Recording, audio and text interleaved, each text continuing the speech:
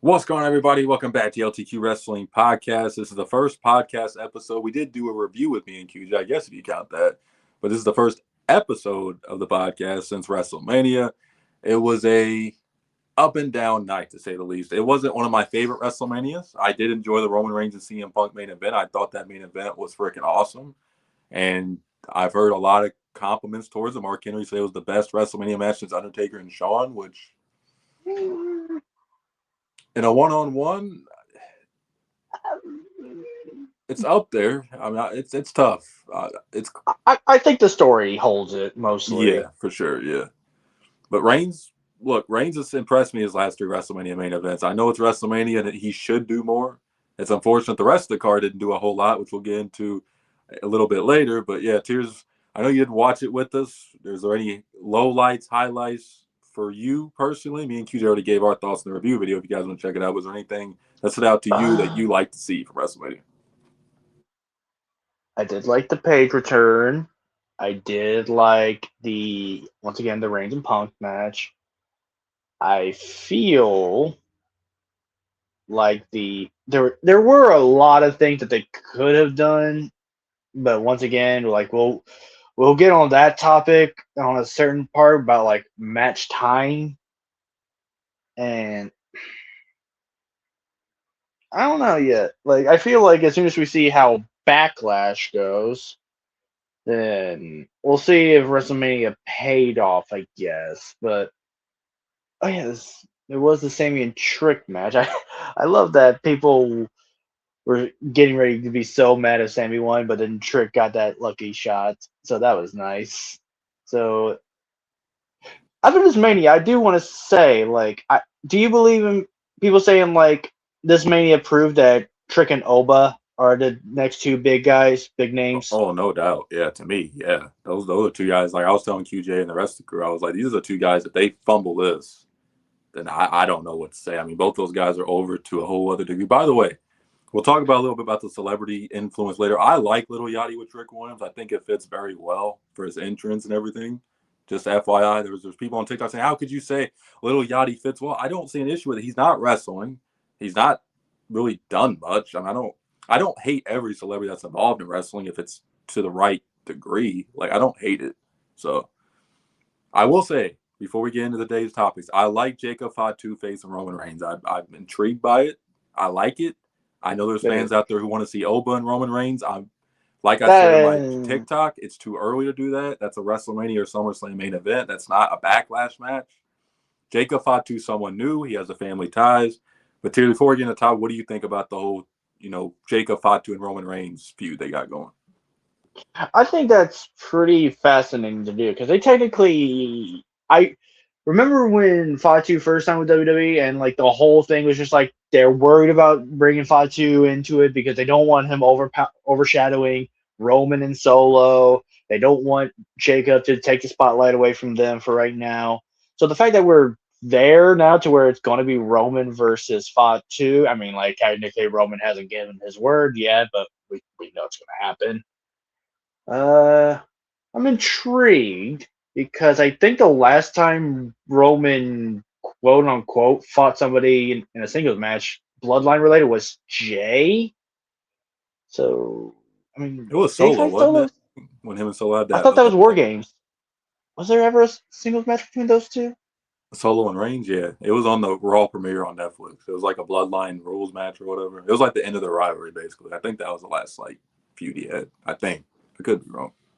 Not gonna lie, the only bloodline rules match I remember are the first one with Jay and Roman, and then the Cody and Reigns one. Those are the only Yeah, two I there was. remember. Yeah, the Solo one wasn't really very memorable to be fair. So here's what it is. I'm glad Roman has some new opponents lined up. I heard him and Gunther eventually get a feud. That should be interesting. Him and Oba will eventually happen. Him and Jacob something new. So it's just good to see him. Excuse me, have some fresh opponents at least. So Considering he speaking of said he's going Oba, to be full oh, time go ahead. now, or at least for the summer. Yeah, at least he'll be occupied with some new opponents. So speaking of Oba, he had his match against Brock.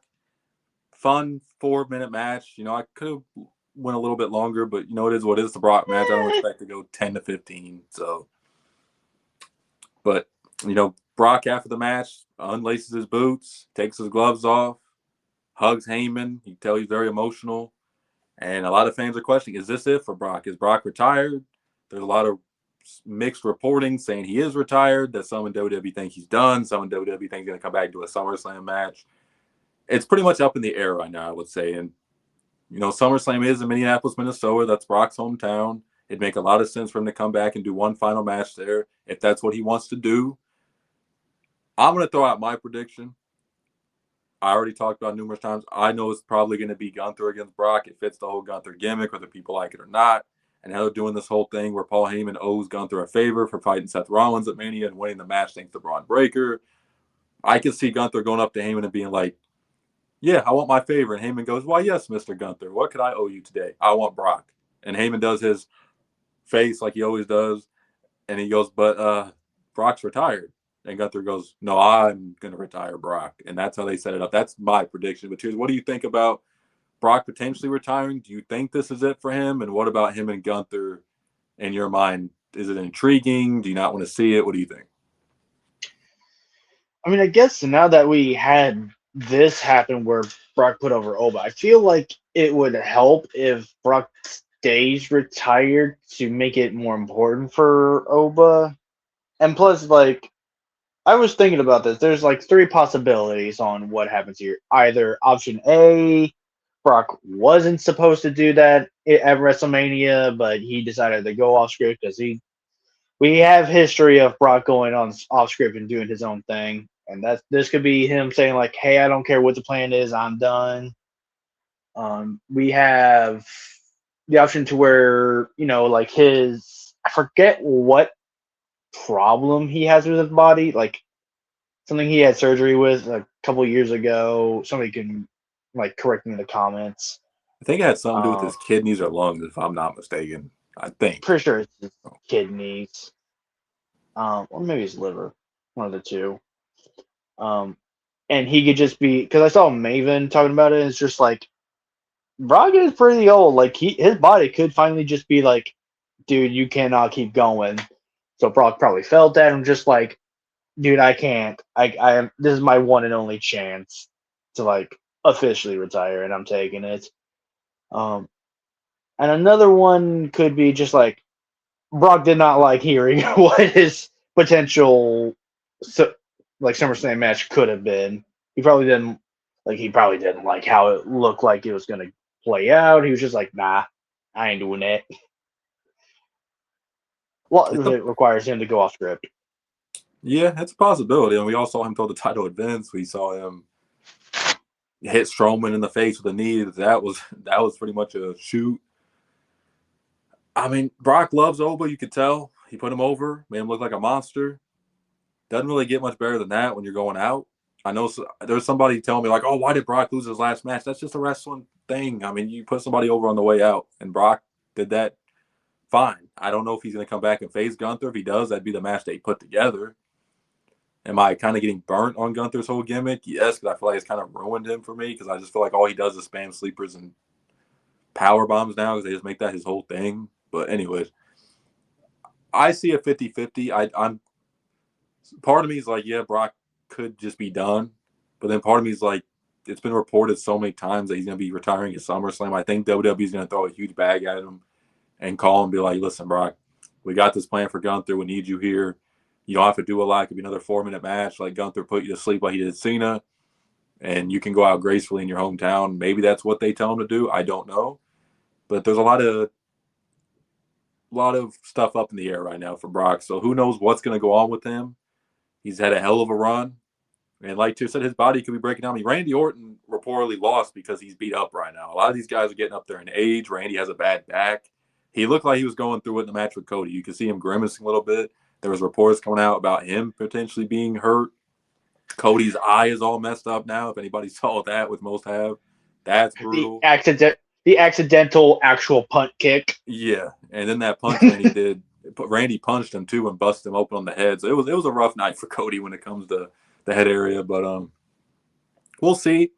I mean, you don't get much better than going out at WrestleMania, so I could see why Brock would say that. But we'll just have to wait and see. I do think that WWE respects Brock. Triple H even said, like, I don't know what Brock wants to do. Brock just walks to the back, goes to his bus or whatever, and leaves. We don't know what he's thinking. So I think that's honestly pretty true about Brock. He doesn't really probably even know if he's coming back right now. It's just going to be how he feels in August. And if he gets that call, he'll be like, yeah, I'll do it. If not, change plans. We'll have to see. So AEW recently had a world title change about 2-3 weeks ago, Darby Allin. And he was somebody I thought was going to win the title a while ago. I remember me and Tears talked about this a while back about how Darby was like next in line to win the title. He was the next big baby face. AEW was planning on giving him a monster push, and they finally have done it. And there's been a lot of criticism of how the match went. He pretty much hit MJF with like 3 or 4 coffin drops, dominated him, won, and it looks like MJF is just kind of moving on for now to Kevin Knight. Kevin Knight looks like he's feuding with him, which is interesting. I like Kevin Knight. I think he's got a lot of potential to be great. But will Darby's reign be good? That's the question, because AEW, to me, needs a jolt right now. Like, when I watch the program, and I'm not one of these people that hate AEW, hate WWE. I watch both. I try to be as fair as I can with my criticisms and my point of view on it, but it just feels like, to me, AEW is in a dull period right now. It's like you watch the product, and there's nothing that really grabs your attention of like, oh, I got to stop my fast forward and see this. Like, there's nothing right now for me personally that has that. So maybe Darby's title reign will bring some excitement to the show. I know he's facing Brody King next week as we're recording. But Tears, what do you think about the Darby MJF match, and do you see Darby having a good run? I mean, if he oh shit, I'm gonna drop my phone. Sorry, I'm recording this over the phone. Uh, if he does, then it's not at a good start because the fans are already kind of not happy with at least how he won the belt. So if he does, he's going to have to do some good stuff with it. However, like you said, his first opponent is going to be Brody King. Yeah, next week on Dynamite. Mm-hmm.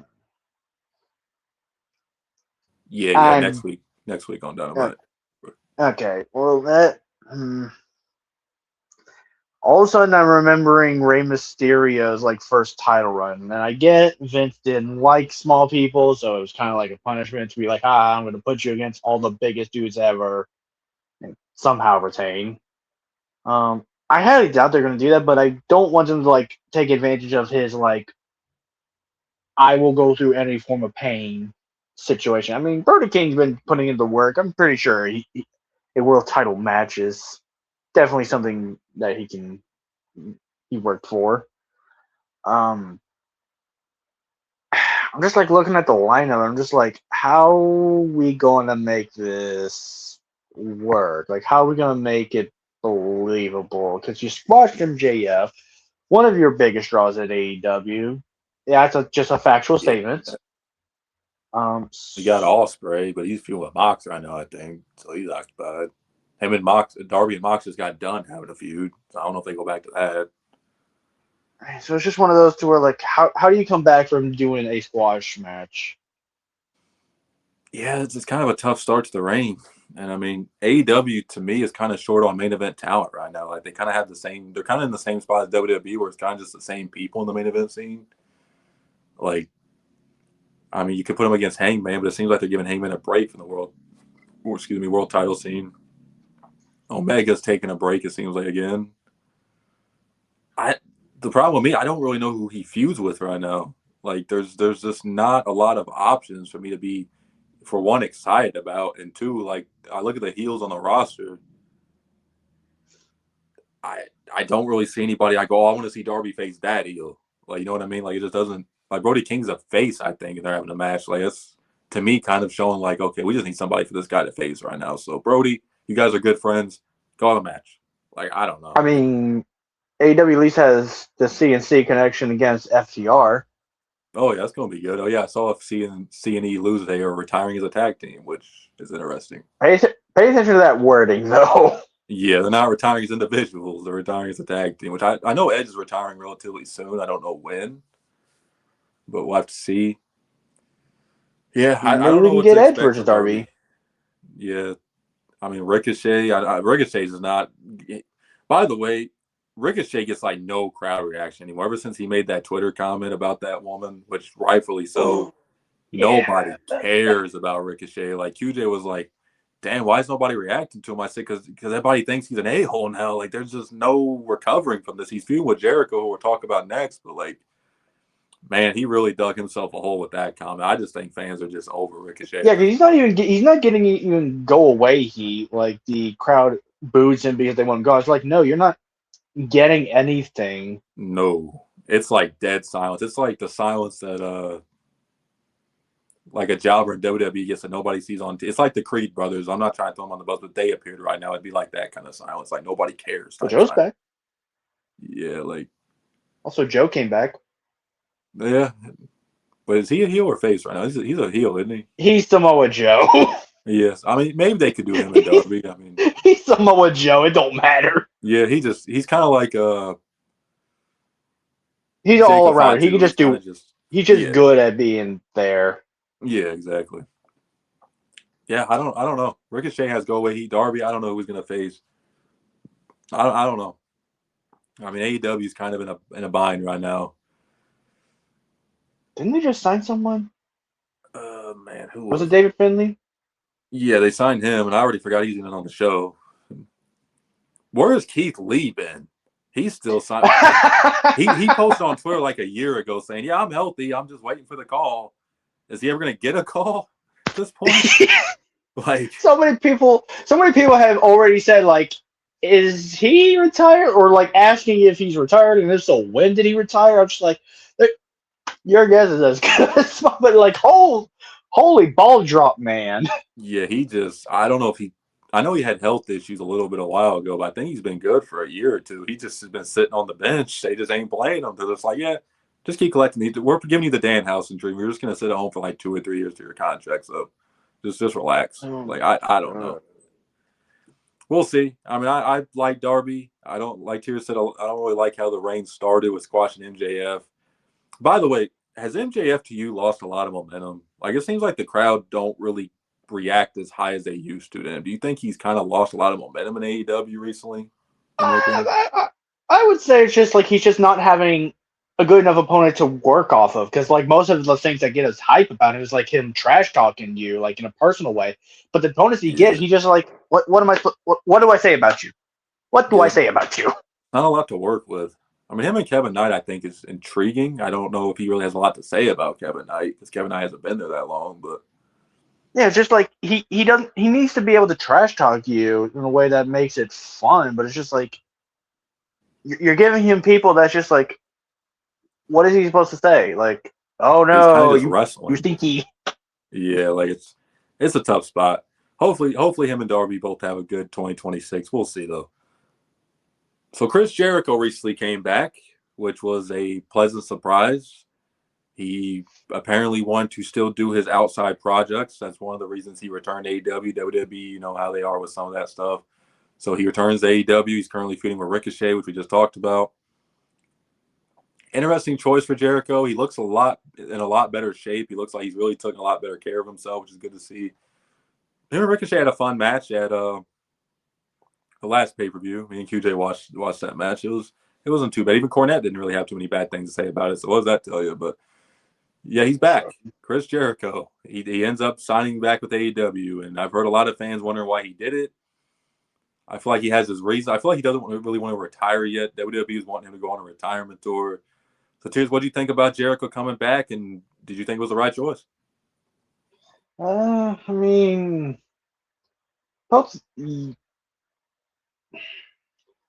it's the question of, do you keep wrestling but not go anywhere, or get a retirement tour in WWE? It's like, it's kind of just like a situation where what really is the better option? I think the AEW one was, because at least he can like do a story that he wants to do, or like work stuff that he wants to do.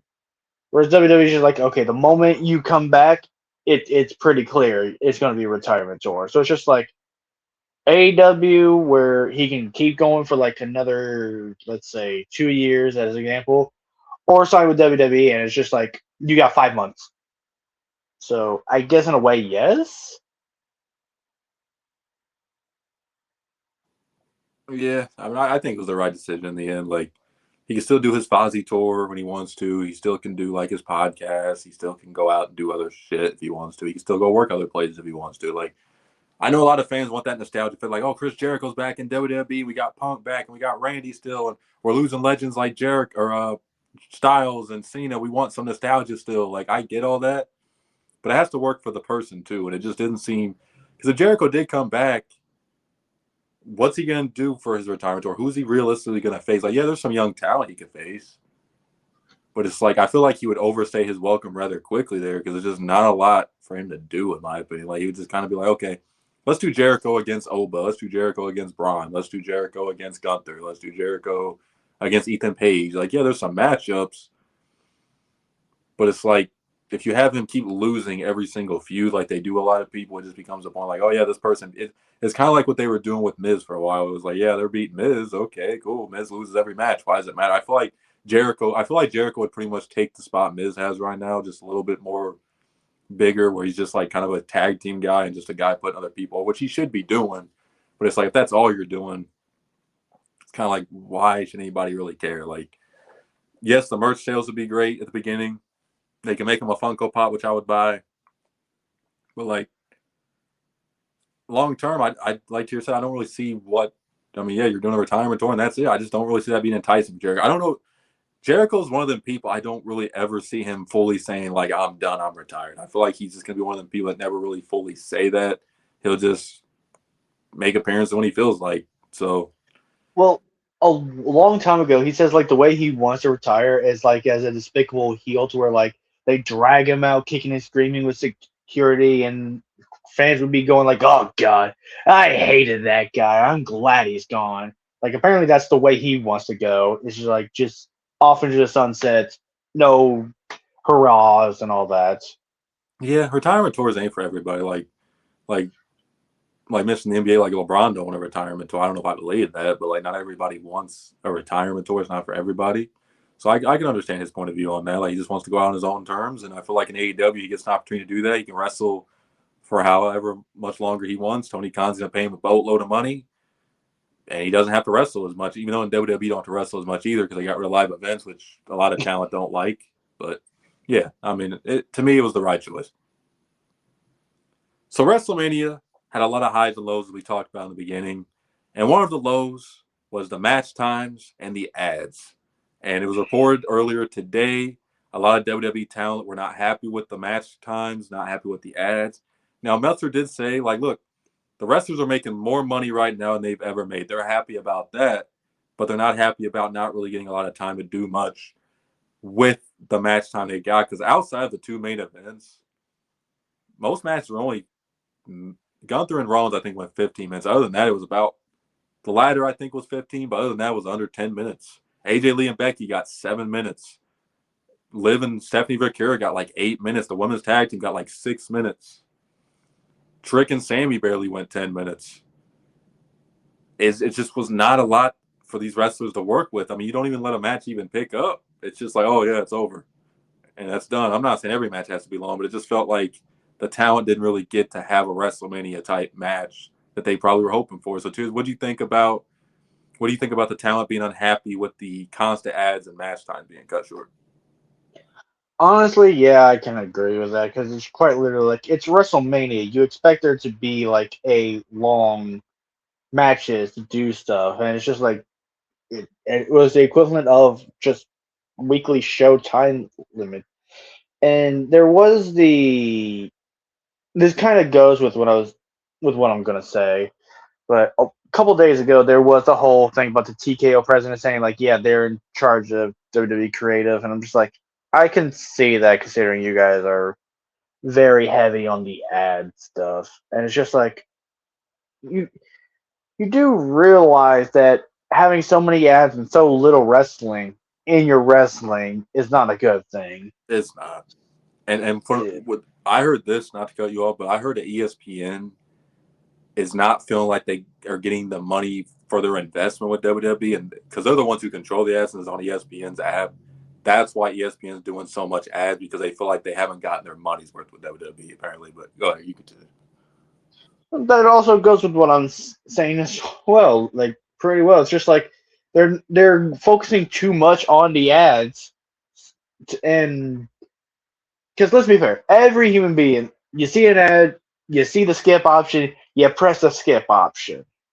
Like it's human nature at this point, and it's just like if you don't want them to do this, then don't make it like the main focus. Like it is annoying.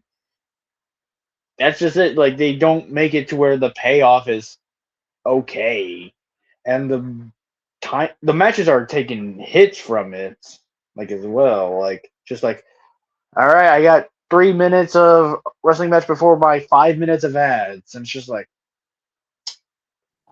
is it really worth it?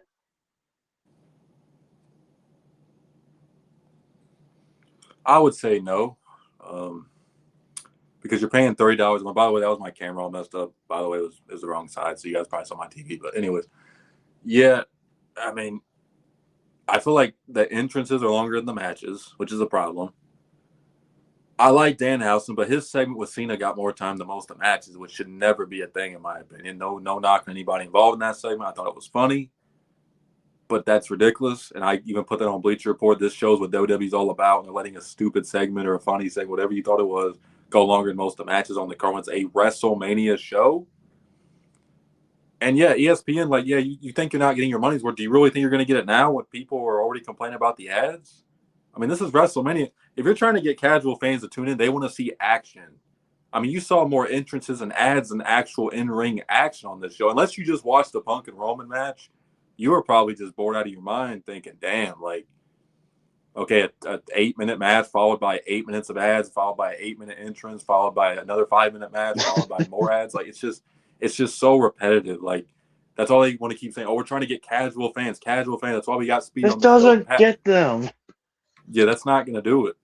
Like, yes, you can put all these celebrities on the show, like Little Yachty and Speed and Jelly Roll and Pat. We'll talk about Jelly Roll and Pat to end this podcast episode. But like, nobody's going to care if you're just constantly having no in-ring work. And listen, WWE, I'm not surprised they don't have a lot of in-ring action. They're not a company that cares about wrestling. They're a entertainment company about wrestling. I've said that for many, many years. It's not that I don't enjoy WWE. We do the podcast channel. We all love it and watch it. But it's the truth. They don't care about wrestling. That's just it.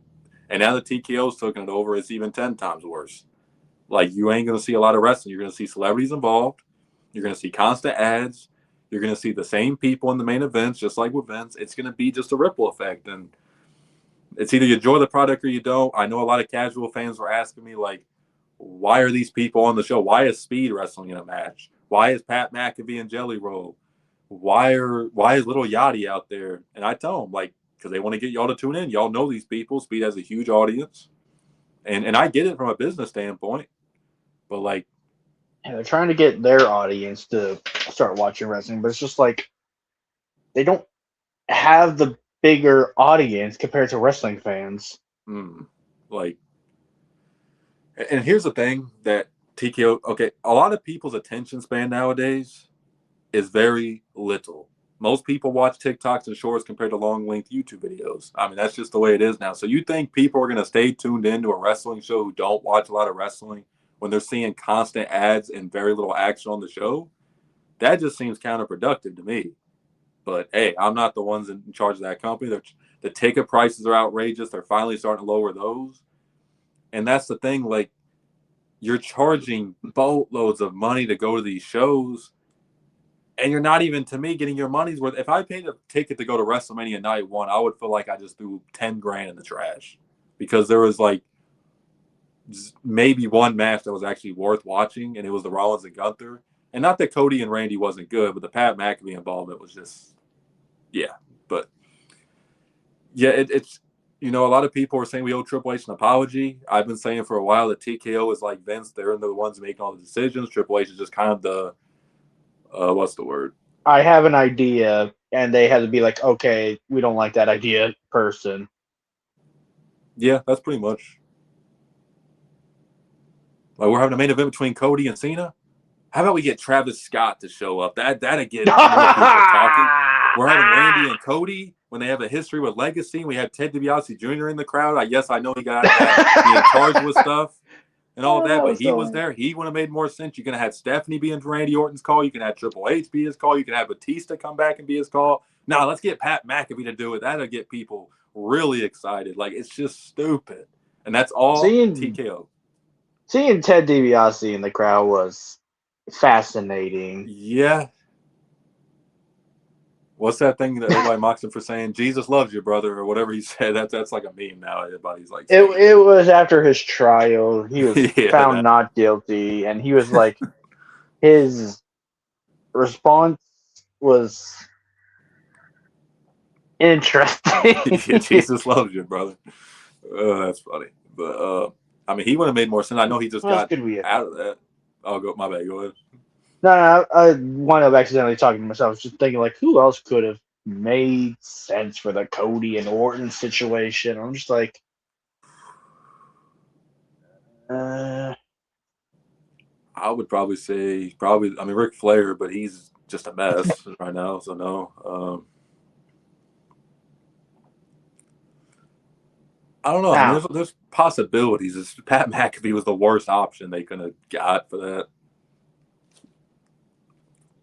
I don't know. WWE just they're doing stuff just to do it when it doesn't make sense. Like, you had a story already there with legacy and the history and the protege and the mentor, and it was just already there, and they fumbled it, and it's just like, I don't know. I don't get it, but hey, it is what it is. So speaking of the Randy and Cody story, there were more reports that came out today. Jelly Roll was recorded saying this backstage, which was kind of funny. He was riding on like a golf cart. He was like, "Yeah, didn't really make sense for me to be here tonight. Me and Pat, like, we both agreed, like, we should just go do what we're good at. Like, this ain't it." Like, it's kind of hilarious. He actually said that backstage to the interviewer. But like, Jelly Roll and Pat are both fans of the business. They're not just celebrities here just to collect a check. They both watched it growing up. I know Pat's a huge WWE fan. Jelly Roll has talked a lot about it. He's done interviews and stuff.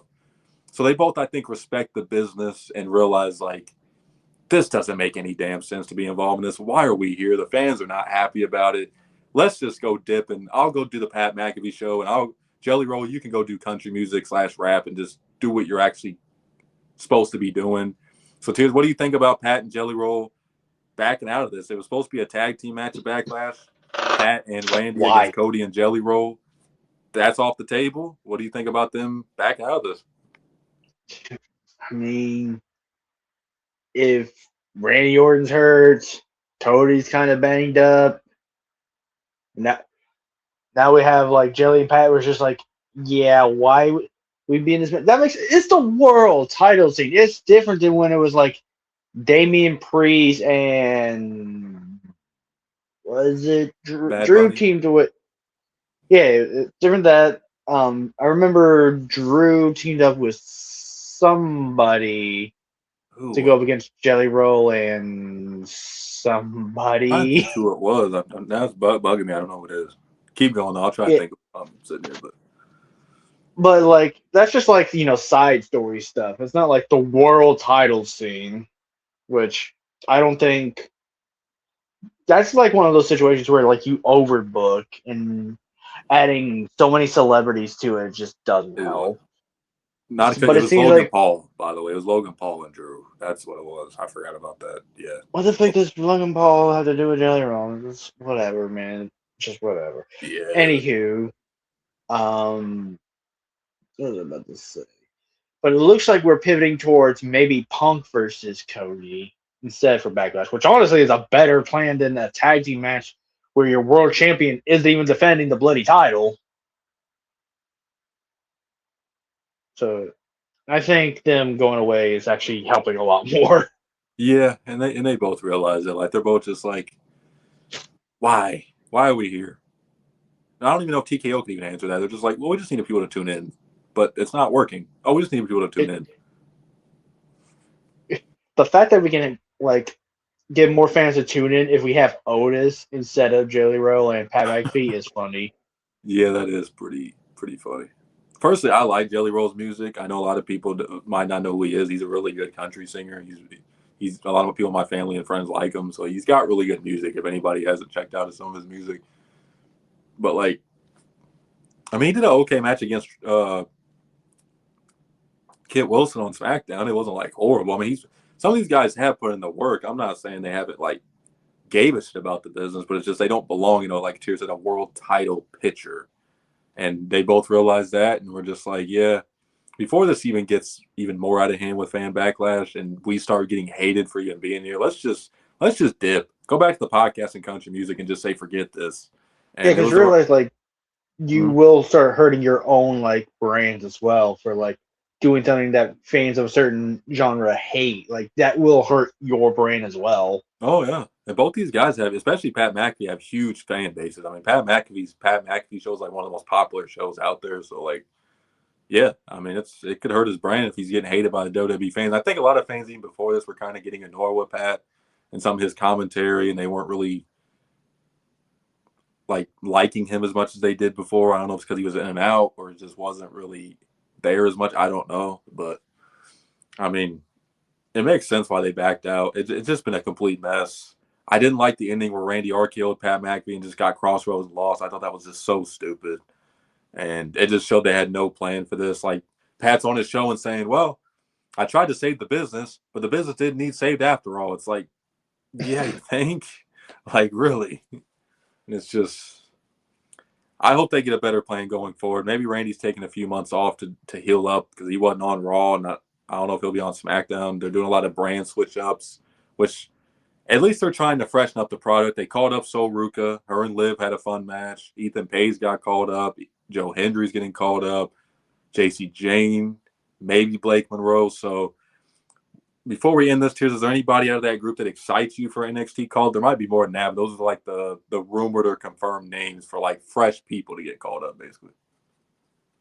Mostly Soruka because I think like if we can figure out a situation to get the casual fans to care again, which all it means don't be doing what you're currently doing. I feel like she could definitely excite people to watch, mostly because like she's energetic, she's fun to watch, and all that goodness. Um, who who else was getting called up again? We got Joe Hendry, Ethan Page, JC Jane's rumored, Blake Monroe's rumored. Maybe Ricky Saints. They want to leave one veteran down next. Ethan Page was already on Raw, so he's like confirmed. But like Blake Monroe, JC Jane, and Ricky are confirmed right now. Those are some of the other names that are like potentially getting called up. Yes. Jesse Jane is a gamble.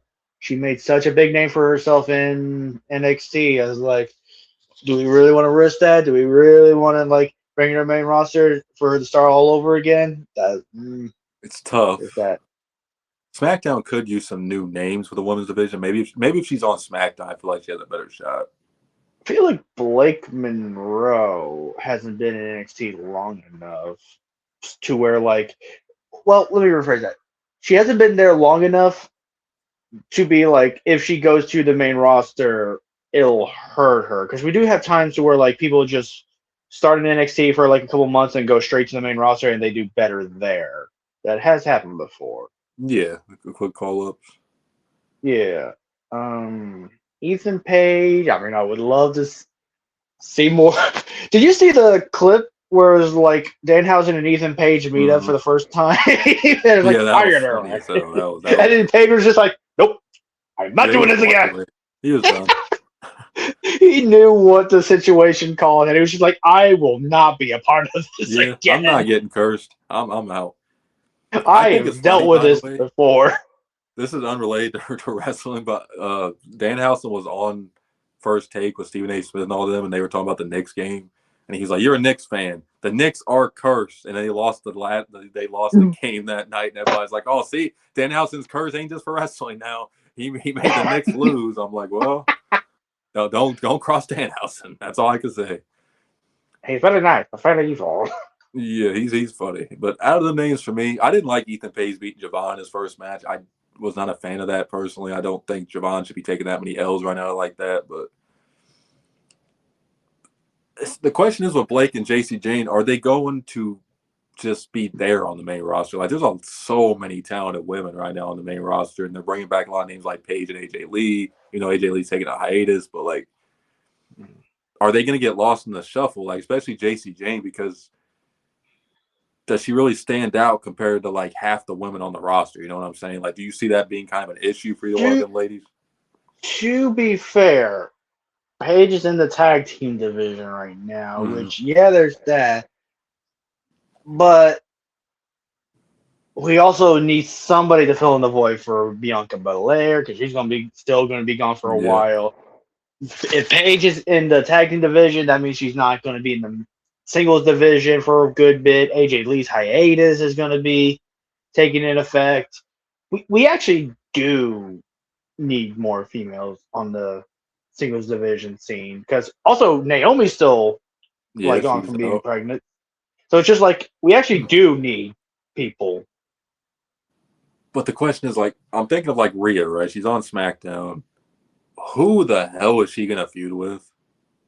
Like, that's Well, she can't just feud with Jay Cargill the entire time. exactly. So it's like, who does it make sense to have one of them feud with Rhea right away? Because I mean, if they're not gonna win, would that hurt them? Would that get them more kind of attention? Like, oh, you're getting caught up, you're feuding with one of the biggest names on the main roster. Do you see that being a good thing or bad thing in your mind? Like, let's say they call up Blake and she feuds with Rhea to start off. Like, I can see that being a good thing. I mean, it worked well for Tiffany. yeah, she's in a bad spot right now, Tiffany. I don't know what to really.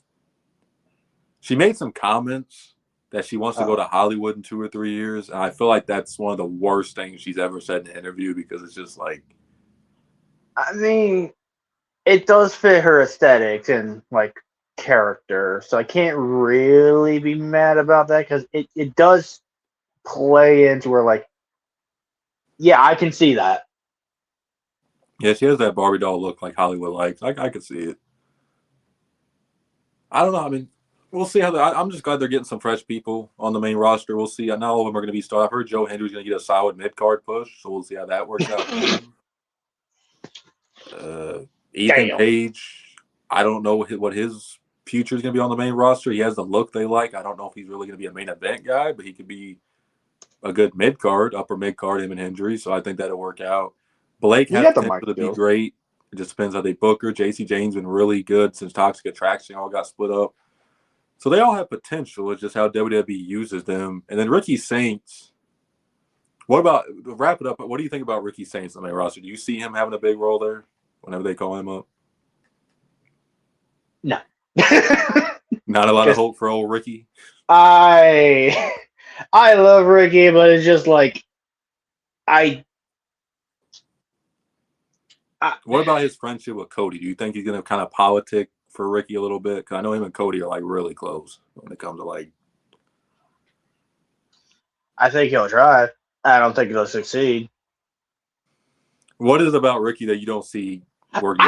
Is it like his personality? Is it his in ring? I Like, what do feel you like think? he's one of those personalities where like, yeah, we love his personality and stuff, but either we're gonna get overplayed by it. I feel like it's gonna be one of those things where like we get overused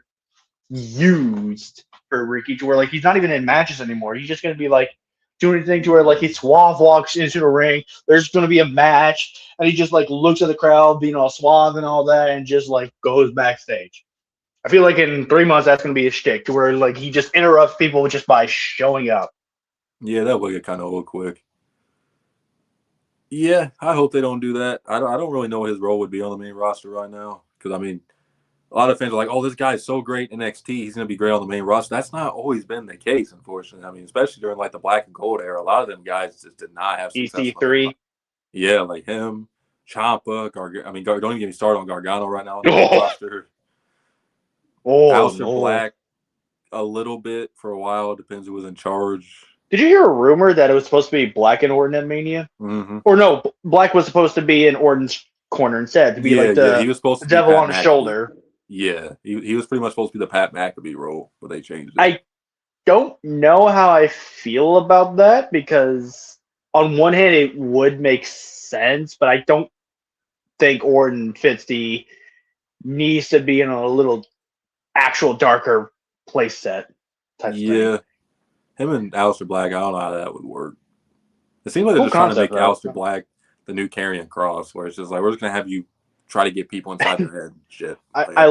I believe that because there's been so many talks about people being like everything that Cross and Scarlett were supposed to do, they just gave to Black. Pretty much. They're like, okay, you want your wife with you? Okay, she can be your Scarlet. And it goes with what Cross said to where, like, we need some great ideas. Well, here's what Scarlett can do. Oh, that's a great idea, just not for you. And it's just like, yeah, let's just get to Zelina. Yeah, like, that was so proven so well. Did you see, like, in MLW, Cross had, like, a text from Paul Heyman? Oh, I didn't know that. That's.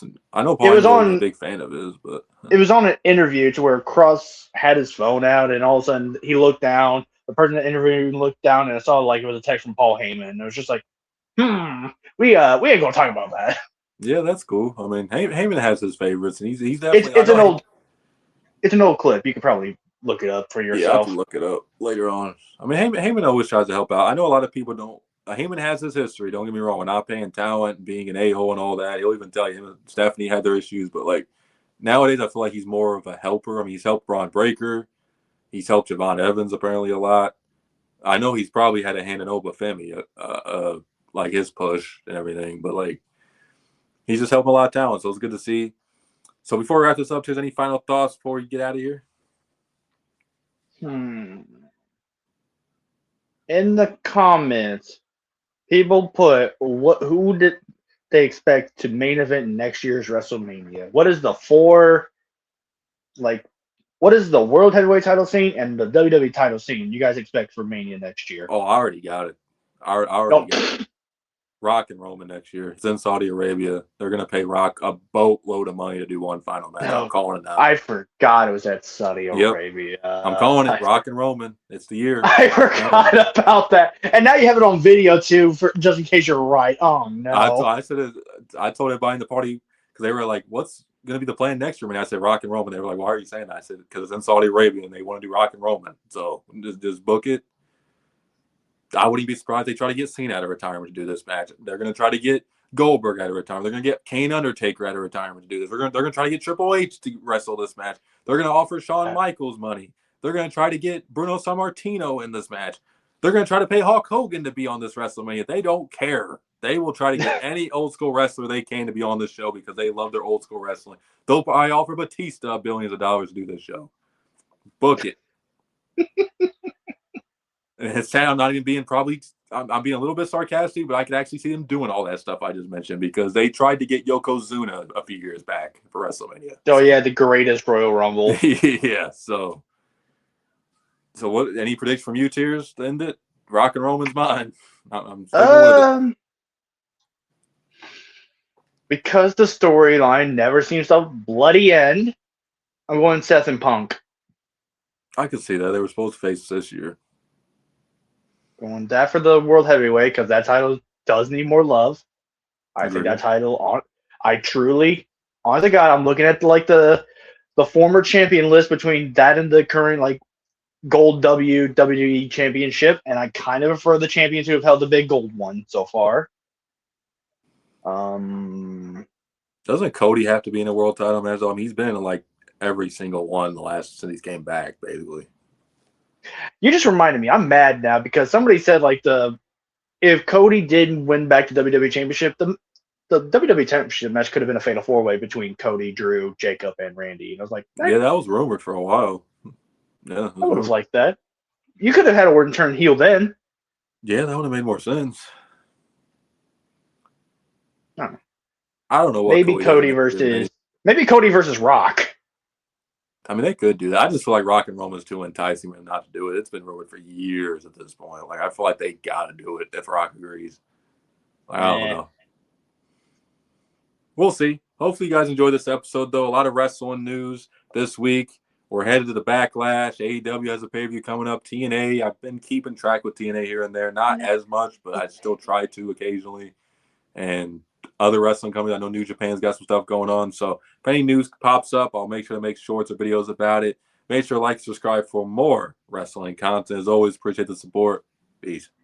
Bye.